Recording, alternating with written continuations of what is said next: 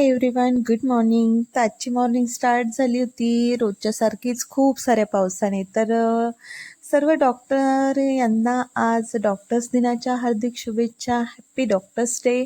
खूप पाऊस चालू होता आणि आमच्या सब सेंटरची अवस्था तुम्ही बघू शकताय की पावसामुळे पूर्ण शेवाळ आलंय आहे. तर सकाळी माझी डेली ओपीडी स्टार्ट झाली होती आणि त्यावेळेचे हे फोटोज. तर आता काही ई संजीवनी कॉल मी करून घेत आहे.